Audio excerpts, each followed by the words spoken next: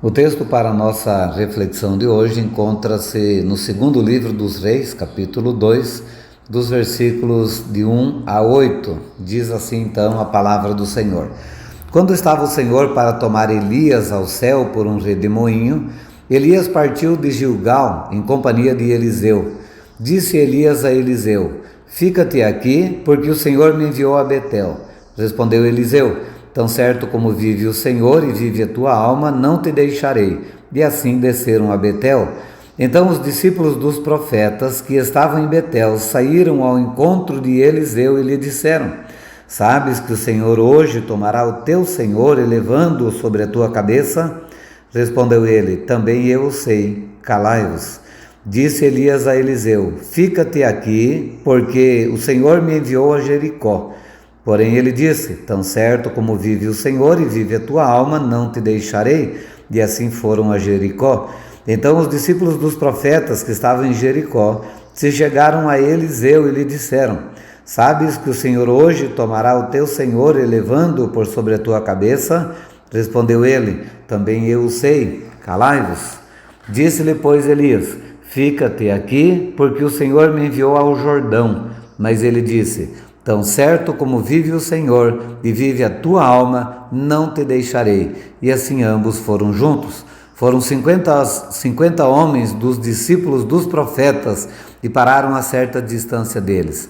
Eles ambos pararam junto ao Jordão. Então Elias tomou o seu manto, enrolou-o e feriu as águas, as quais se dividiram para os dois lados e passaram ambos em seco. Eu quero estar refletindo sobre esse texto, no seguinte tema: perder o foco e mirar no fracasso. Aqui nós temos a história de Elias e Eliseu. Eliseu, sucessor de Elias. Elias estava para ser tomado aos céus e Eliseu seria o seu sucessor. E ele então focou nessa missão e nada o distraiu, ao ponto de ele poder então alcançar os seus grandes benefícios. A distração causa grandes tragédias.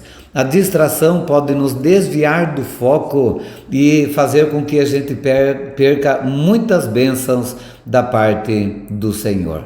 Então, em Filipenses, o apóstolo Paulo, ele vai dizer que devemos ter cautela, inclusive com mestres, profetas, e ele chama ali de falsos profetas, porque apesar de dizerem algumas coisas certas, o propósito deles é tirar o nosso foco da pessoa de Deus, da pessoa de Cristo Jesus. Por isso lá o apóstolo Paulo diz: "Prossigo para o alvo, para o prêmio da soberana vocação de Deus em Cristo Jesus." Então Eliseu, escolhido para ser sucessor de Elias, ele focou nessa missão.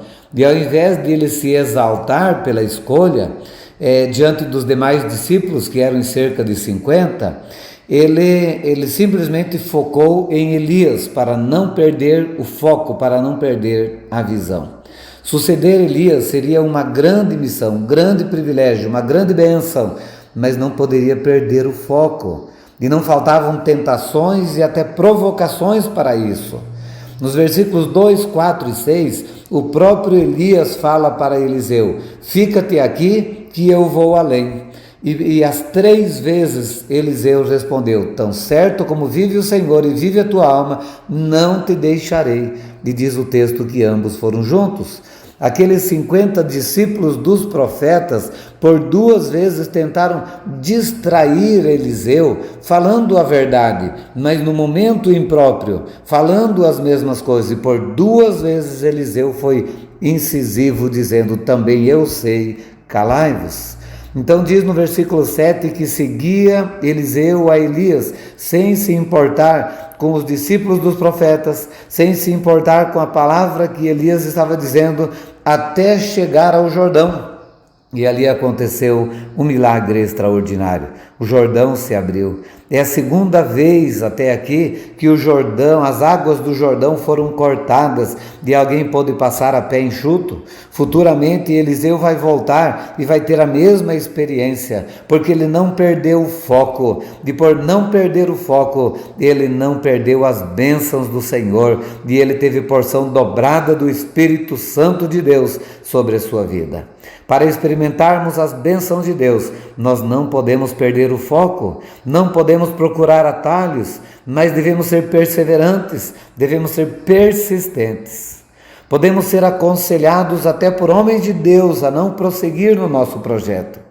Discípulos de Cristo podem nos tentar tirar o foco até mesmo com algo que seja verdadeiro, mas que pode nos desviar do foco daquilo que nós realmente fomos chamados por Deus para fazer ou do propósito que nós temos para desenvolver. Para você experimentar bênçãos de Deus, você terá que ter clareza do seu chamado, do propósito de Deus para a sua vida e não se deixar iludir ou distrair por nada. Nunca perca o foco, não tire os olhos do alvo, logo você poderá ver as maravilhas do Senhor, as bênçãos do Senhor, os milagres do Senhor. O nosso maior foco é Jesus Cristo, fora dele só há fracasso.